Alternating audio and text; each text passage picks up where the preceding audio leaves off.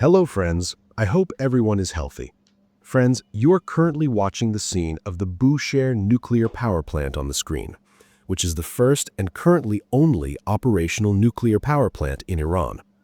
This power plant is located 17 kilometers southeast of the city of Bushehr on the shores of the Persian Gulf in southern Iran. Although the production capacity of this power plant is 3,000 megawatts, however, it currently produces 915 megawatts of electricity. The reactor, which has the famous Russian WVERR and 1000 models, is active here. Russia officially connected it to the grid on September 3, 2011.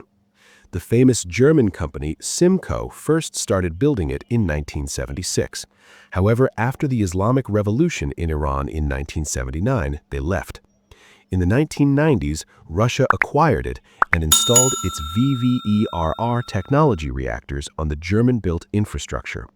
Between 2007 and 2008, uranium entered Iran from Russia. Then, fuel loading began in 2010, and full operation began in 2011, and it is currently operated entirely by Russian scientists and technicians. Thousands of employees under the Russian nuclear program work here. It is like a shelter for Iran in a dangerous situation. An attack here could harm Russian citizens. For this reason, the United States and Israel have not attacked various nuclear facilities in Iran, although they have attacked nuclear facilities in Iran. Recently, the United States has directly sent a secret message to Russia in which they have confirmed that the United States is going to directly attack this Bushehr nuclear plant in Iran. The United States has sent a message to Russia to quickly evacuate this place for the safety of its citizens and to remove its scientists and officials from this place. The Russian authorities have taken an unprecedented decision on a very important issue. They have decided to close this nuclear facility and remove all their officials from here, and they will do it quickly. Look, this is like leaving Iran alone or giving up. Although such nuclear facilities have been attacked before, Russia has not moved away from the area. However, due to secret mediation with the United States, they are currently removing their scientists and workers from this nuclear facility to present it as a safe target to the United States. Iran has not taken the issue well at all, because Russia has a military strategic agreement with Iran, where the responsibility for the security of such nuclear facilities lies with Russia. Will Russia provide security itself? On the contrary, they are packing their bags and leaving Iran, so that there is no opportunity for Russia to directly clash with the United States over any Iranian issue. A person like the Prime Minister of Israel, leader Netanyahu, directly telephones the president of a superpower country, Mr. Putin. Again, Mr. Putin requests this leader Netanyahu to arrange a meeting with the United States. There have been previous allegations from Iran, since Iran is largely dependent on Russian air defense systems and the technology of their own manufactured Baba 373 air defense system is largely dependent on Russia. And for this, there are also allegations from Russia that it has transferred important, weak information about the air defense system to Israel.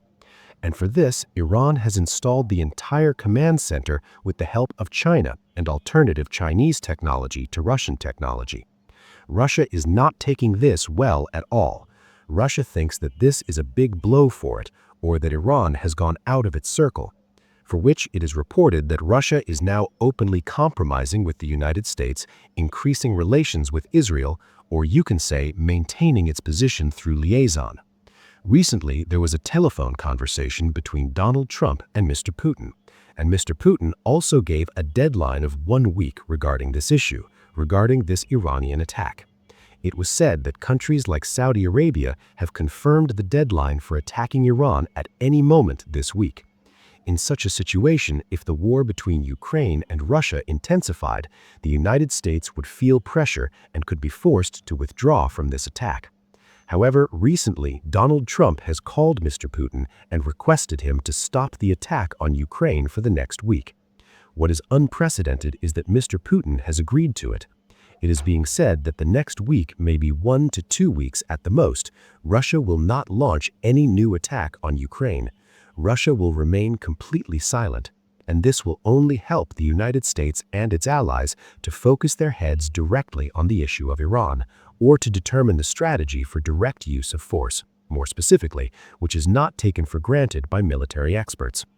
If there is no secret agreement between Donald Trump and Mr. Putin, Donald Trump said, and immediately Mr. Putin stopped the attack for a week or two, it cannot happen. There are interests on both sides. There was a secret agreement, which is why Russia, even in this critical period of Iran, compromised with the United States and stopped the attack, which is understood to have become a major bargaining deal centered at Iran under the mediation of Israel for a long time. Now the point is that Russia's character is historically dangerous. When in danger, it does not only abandon its friends and allies, rather it joins hands with its enemies, as has been proven from the war between India and China and other wars. So is Russia historically going to apply its previous character to Iran?